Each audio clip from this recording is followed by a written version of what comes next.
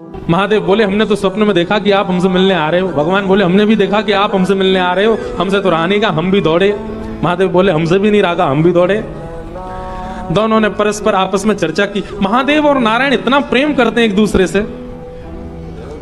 तुरंत भगवान ने हाथ पकड़ा और कहा चलो थोड़ी देर मानसरोवर में क्रीड़ा करते हैं। और ठाकुर जी और महादेव दोनों मानसरोवर में गए और मानसरोवर में थोड़ी देर तैरने लगे, थोड़ी देर जल उछालने लगे, कभी कोई क्रीड़ा करें, जल क्रीड़ा दोनों करने लगे।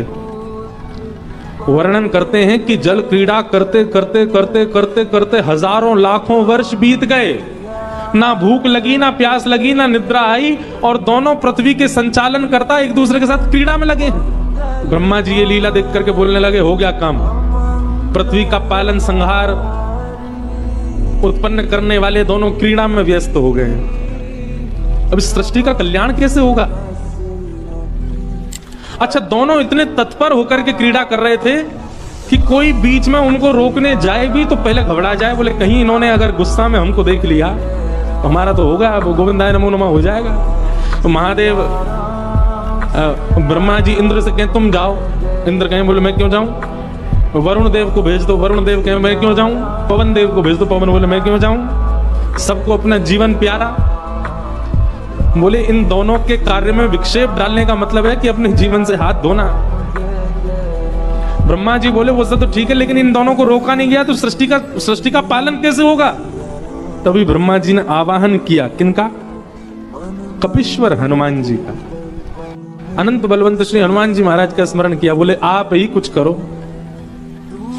आप में बुद्धि विवेक दोनों विद्यमान है, आप ही बताओ कैसे रुकेंगे दोनों, इन दोनों का रुकना आवश्यक है।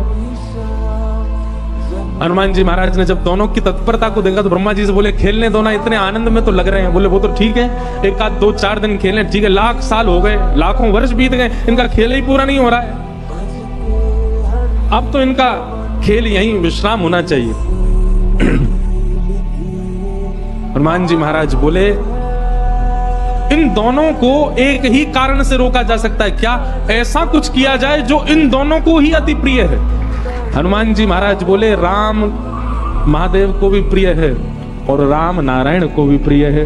और तुरंत हनुमान जी महाराज ने अपने हाथ में करताल धारण करी और करताल धारण करके श्री हनुमान जी महाराज ऊर्ध्वबाहु होकर के मानसरोवर पर राम नाम संकीर्तन करने लगे। जैसे ही हनुमान जी महाराज ने मानसरोवर पर बैठ करके नाम का गुणगान गाना प्रारंभ किया, राम नाम की ध्वनि को प्रारंभ किया करने लगे, और वही राम नाम जब नारायण भगवान ने श्रवण किया, नेत्र बंद हो गए और उस नाम के सहारे चरणों को प्राप्त करने वाले समस्त भक्तों का चिंतन नारायण भगवान के चित्त में प्रकट हो गया।